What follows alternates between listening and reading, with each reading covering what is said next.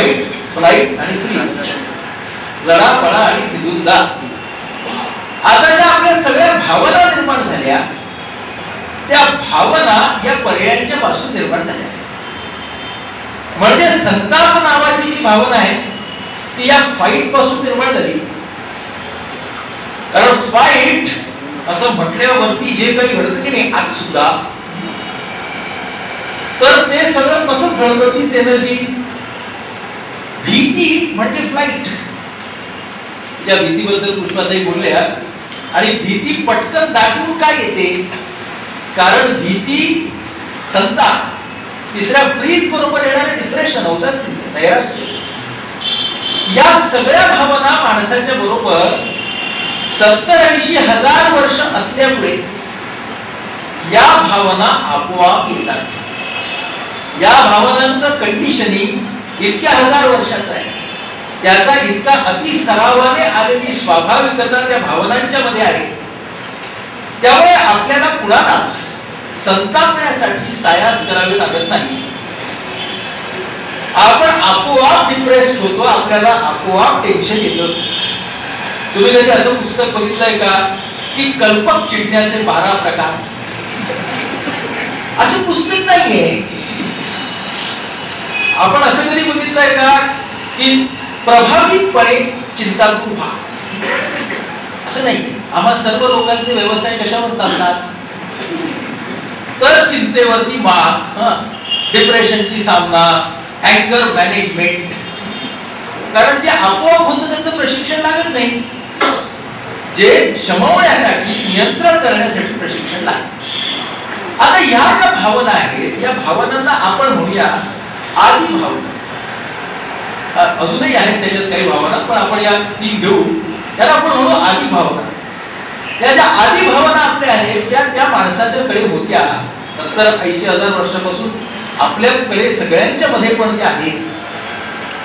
हळूहळू जशी माणसाची संस्कृती विकसित व्हायला लागली तसा एक खूप मोठा फरक झाला की आता माणसाच्या समोर जीवशास्त्रीय आव्हानांच्या बरोबरच मनोसामाजिक आव्हानं येऊ लागली. मानसिक आव्हानं, सामाजिक आव्हानं, आर्थिक आव्हानं, बौद्धिक आव्हानं, ही सगळी मनोसामाजिक आव्हानं जशी यायला लागली, तो माणसाचा मेंदूही आदी भावनांचा जो भाग होता, लिम्बिक सिस्टीम, हायपोथॅलॅमस, त्याच्यापासून प्रगत होत कॉर्टेक्स नावाचा माणसाच्या मेंदूचा भाग विकसित व्हायला लागला. आणि मनोसामाजिक आव्हानं आणि मेंदूचा विकास हा असा घडायला लागला. मग आता जशी मनोसामाजिक आव्हानं, ज्याला आपण आव्हानं म्हणूया नको, त्यांना आपण उद्दिष्ट म्हणू. कारण आव्हान असा शब्द आपण वापरला की लगेचच ना एक कोणीतरी राहणार असं आपल्याला उगीच वाटतं. म्हणजे एक जिंकणार, एक जाणार. उद्दिष्ट म्हणजे जीवशास्त्रीय ती आव्हानं आणि मनोसामाजिक ती उद्दिष्ट.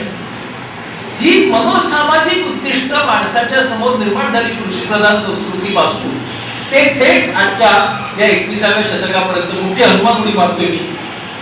पण ही मनोसामाजिक उद्दिष्ट त्यांची संख्या वाढत गेली, त्यांची व्याप्ती वाढत गेली. बहुसंख्य माणसांना आज तुम्हाला आम्हाला या मनोसामाजिक उद्दिष्टांना पूर्ण द्यावं लागतं. जीवशास्त्रीय धोके पण आहेत, पण आपण लोकांनी काय केलं की त्याच्यासाठी आपण एक ग्रुप टाकले. जे जर बायोलॉजिकल थ्रेट सीमेच्या पलीकडून आली तर आर्मी बघेल, सीमेच्या आतून आली तर पोलीस बघतील. म्हणजे कुंपण सुद्धा कसं भक्षक होतं ते आपण आता बघितलं. पण त्यांनी त्यांच्याकडे दिलेली कामगिरी ती आहे, त्यांनी ते करावं अशी आपली अपेक्षा. मग आता या मनोसामाजिक आव्हानांना पोषक अशा भावना माणसाच्या मनात निर्माण व्हायला लागल्या. त्यांना आपण म्हणू प्रगत भावना. पहिला आपला भावनांचा सेट होता आदी भावना.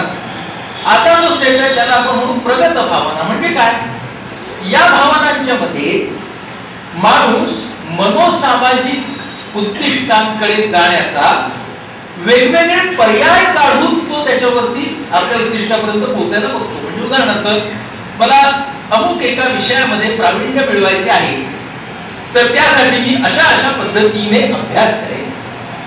मला उद्या या विषयावरती बोलायचे आहे, तर त्यासाठी मी असा अभ्यास करेन. म्हणजे मनोसामाजिक उद्दिष्ट जर आपल्याला पार पाडायची असतील तर त्यासाठी आपल्याला कशा भावना लागतात, तर त्या भावना अशा पद्धतीच्या लागतात की जिथं मी माझ्या नियंत्रणाखाली असलेल्या घटकांच्या वरती सतत काम करत राहील, मी माझ्या विचारांची व्याप्ती वाढवत जाईल आणि माझ्यापेक्षा वेगळा असलेला विचार हा माझ्या विरोधात आहे असं म्हणणार नाही. मी असं म्हणेन की हा विचार माझ्यापेक्षा वेगळा आहे, हा विचार माझ्या उद्दिष्टांबरोबर जमत नाही. मी त्या विचारांच्या वरती कुठलाही ठप्पा किंवा लेबल लावणार नाही की हा असा आणि तो तसा. मी म्हणेन माझ्या उद्दिष्टाला हे निगडीत नाही. मी माझ्या बरोबरच दुसऱ्याला घेऊन जाईल. मग अशी पुष्पाताईंनी हातात हात नावाचा एक खूप छान संदर्भ दिला. त्याचा अर्थ असा की मी जसं स्वहित जपेन तसं स्वहिता बरोबर परहित सुद्धा जपेन. फक्त स्वहित जपणं हे त्या आदी भावनांमध्ये होतं. या प्रगत भावनांमध्ये स्वहित आणि परहित याची सांगड. इथे आपण या प्रगत भावना आणि कॉर्टेक्स पर्यंत आलो माणसाच्या वाटचालीमध्ये. तिच्या माणसाची वाटचाल थांबत नाही. आता ह्या कॉर्टेक्सचा गेले काही हजार वर्ष जो डेव्हलप होतोय, काहीच हजार वर्ष, कारण जेव्हा आपण पहिल्यांदा 80,000 म्हणालो तर तेव्हा आता ही होती काहीच हजार वर्ष. हा जो भाग आहे कॉर्टेक्सचा, म्हणजे आपल्या मेंदूचा लेटेस्ट भाग, त्याला म्हणतात निओ कॉर्टेक्स. हा जो निओ कॉर्टेक्स आहे त्यामधल्या ज्या भावना आहेत त्यांना म्हणतात उन्नत मानवाच्या भावना. म्हणजे भावना, आदी भावना, प्रगत भावना आणि उन्नत भावना. उन्नत भावना म्हणजे काय? उन्नत भावना याचा अर्थ असा की परहिताद्वारे स्वहित साधणं. म्हणजे आता आपण जर दाभोळकरांच्या एकंदर व्यक्तित्वाकडे पाहिलं, निरलस असा शब्द पुष्पाताईंनी वापरला. निरलस याचा अर्थ कॉर्टिकल कडून निओ कॉर्टिकलला जाणे. पहिल्यांदा स्वहित आणि परहित याची सांगड आणि त्याच्या पुढेही जाऊन परहित हेच माझं स्वहित होणं. ह्या परहित साधण्यामधून मला जे समाधान मिळणार आहे ते समाधान हेच माझं हित. ही निओ कॉर्टिकल भावना आहे. या ज्या निओ कॉर्टिकल भावना आहेत या भगवद्गीतेने 16व्या अध्यायामध्ये दैवी संपत्ती म्हणून सांगितली आहे. आणि गांधीजींनी त्यांच्या एकादश व्रतामध्ये या सगळ्या निओ कॉर्टिकल भावना सांगितलेल्या आहेत. किंबहुना जगातल्या प्रत्येक धर्माने या निओ कॉर्टिकल भावना सांगितल्या आहेत. त्याचं पुढे लोकांनी काय केलं हा पुढचा मुद्दा आहे. म्हणजे जर या निओ कॉर्टिकल भावनांच्या पर्यंत माणसाला पोहोचायचंय, तो विवेकवाद हा कॉर्टेक्स टू निओ कॉर्टेक्स आणि त्याच्या आधी म्हणजे आदी भावनेकडून प्रगत भावनेकडे स्वतःला नेणं आणि प्रगत भावनेकडून उन्नत भावनेकडे स्वतःला नेणं म्हणजे विवेकवाद. मग आता या उन्नत भावना कुठल्या?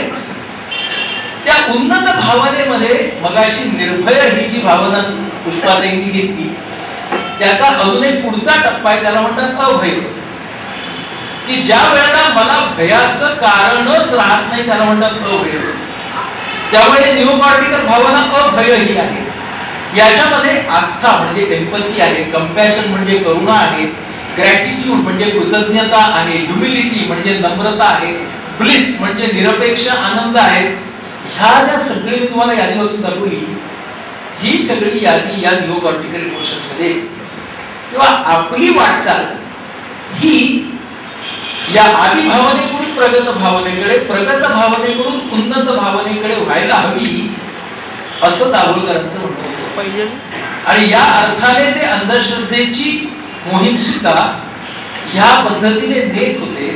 तर आपण आज या तऱ्हेचा विवेकवाद स्वतःमध्ये आणू शकतो का? आता बघा, अर्थाला गडबड काय होते. आपली 80,000 वर्षापूर्वीची जी बेसिक एरर आहे ती सारखी मध्ये येते. दाभोळकरांची हत्या ज्या व्यक्ती किंवा शक्तींनी केली ते प्रगत भावनेकडून उन्नत भावनेकडे जाण्याऐवजी प्रगत भावनेकडून कुठे आले? आदी भावनेकडे आले. दाभोळकर जे उद्दिष्ट सांगत होते ते मनोसामाजिक उद्दिष्ट होतं, ते वैचारिक बदलाचं उद्दिष्ट होतं. वैचारिक बदलाच्या उद्दिष्टाला तुम्हाला प्रगत भावनेनेच उत्तर द्यायला हवं होतं ना. पण ते न देता जेव्हा तुम्ही आदी भावनेने उत्तर देता तर तुम्ही उत्क्रांतीचा प्रवास मागे नेत असता. आणि म्हणून उत्क्रांतीचा प्रवास मागे नेणारे अशी उदाहरणं प्रत्येक समाजात प्रत्येक वेळी होती आहेत आणि राहणार आहेत. पण त्याचं उत्तर असं आहे की बहुसंख्यांनी प्रगतीचा मार्ग न सोडणं. कारण बहुसंख्यांनी जर तो मार्ग सोडला नाही तर मेंदूच्या बाबतीत सुद्धा आजचं सॉफ्टवेअर उद्याचा हार्डवेअर आहे. आज आपल्या समोरचा प्रश्न हा आहे की जे आपल्याला प्रगत भावनेकडून आदी भावनेकडे नेत आहेत आणि त्याचीच वाट करून पाहतायत, त्याचा आम्ही हमरस्ता आणि हायवे करणार का, की आम्ही आदी भावनेकडून प्रगत भावनेकडून उन्नत भावना या वाटेचा राष्ट्रीय महामार्ग करणार? हा आपल्या सगळ्यांच्या समोरचा भावनिक प्रश्न आहे. आणि कुठला हमरस्ता करायचा, पाठी देणारा का पुढे जाणारा? कुठल्या भावना जोपासायच्या, पाठी देणाऱ्या पुढे जाणाऱ्या? हा आपल्या सगळ्यांच्या समोरचा सवाल आहे असं मला वाटतं. दाभोळकरांच्या एकंदर रचनेमध्ये व्यसनमुक्ती आणि विवेकवाद यांचं जे नातं आहे ना, त्याचा सुद्धा न्यूरोलॉजिकल भाग हाच आहे. अल्कोहॉल काय करतो? अल्कोहॉल तुमच्या कॉर्टिकल सेंटर्सना इनिबिट करतो आणि कुठल्या सेंटर्सना भरारी देतो, जे लोअर सेंटर्स आहेत त्यांना भरारी देतो. म्हणजे आम्ही नेहमी म्हणतो की दारू प्यायला जो माणूस आहे त्याचा विवेक म्हणजे त्याचा कॉर्टेक्स म्हणजे घोडेस्वार आणि त्याच्या सगळ्या इच्छा म्हणजे घोडा आहे. तर बघा दारू काय करते, दारू घोडेस्वाराला उलटून देते. घोडेस्वाराला उडवलं की घोडे चौकून करतात. म्हणजेच काय की दारू तुम्हाला आदी भावनेकडे नेते, म्हणजेच दारू तुम्हाला विवेकवादाकडून दूर करते. जी गोष्ट आदी भावनेकडे नेते ती विवेकवादाकडून आपल्याला दूर देते. हे आपल्याला दाभोळकरांच्या मांडणीतून सांगता येईल. साने गुरुजी परिवाराचा उल्लेख निघाला, तो साने गुरुजी परिवार म्हणजे काय, तर साने गुरुजींचं साहित्य जर तुम्ही वाचलं तर त्या काळाच्या भाषेत त्यांनी सगळ्या निओपार्टिकल इमोशन सांगितले. श्यामची आई काय, श्यामची आई तुम्हाला कुठल्या भावना सांगते, श्यामची आई तुम्हाला करुणा सांगते, श्यामची आई तुम्हाला विषमता कशी नको ते सांगते, अनुकंपा सांगते, कृतज्ञता म्हणजे काय ते सांगते. सगळ्या निओपार्टिकल इमोशन गुरुजींनी सांगितले आहेत. त्यामुळे साने गुरुजींचा परिवार हा निओपार्टिकल परिवार आहे आणि म्हणून त्या परिवाराकडे आपण स्वतःला नेणं ही गोष्ट खूप महत्वाची. तिसरा मुद्दा मला असं वाटतं की म्हणून आपण सर्वांनी एक स्वतः पुढचं आव्हान घ्यावं की ज्या या उन्नत भावना आहेत ज्यामध्ये माणूस स्वतःच्या स्वार्थी आणि संकुचित हिताच्या बाहेर जाऊन काहीतरी करेल. कॉर्टिकल तरी पक्क करूया, निओ कॉर्टिकल पुढचं राहील, प्रगत भावना तरी पक्क्या करू, स्वहिताबरोबर परहित साधेल असं तरी काहीतरी करू. डायरेक्ट संत महात्मे नाही होणार, पण त्या निओ कॉर्टेक्स कडे जाण्याची वाट कॉर्टेक्स मधून जाते. त्यामुळे हे तरी आपण केलं तर आपण मोठ्या अर्थानं विवेकवाद रुजवत असू हे लक्षात घ्या.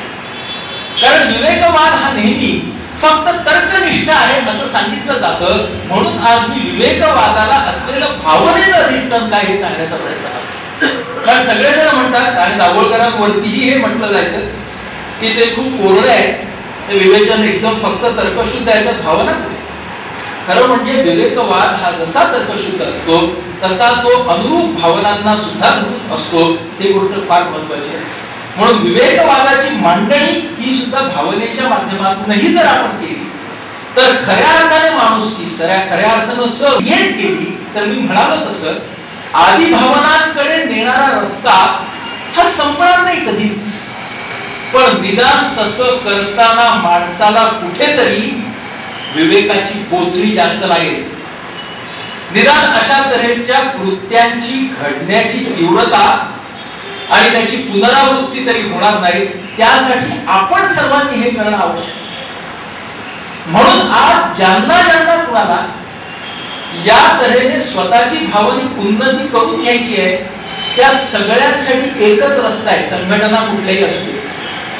मी मानसिक आरोग्याच्या क्षेत्रामध्ये काम करणारा कार्यकर्ता आहे. आम्ही आमच्या कार्यामध्ये असं पाहतो की मानसिक आरोग्यामध्ये अंधश्रद्धा प्रचंड, मानसिक रुग्ण, मानसिक आजार ह्या सगळ्याच्या भोवती प्रचंड अंधश्रद्धा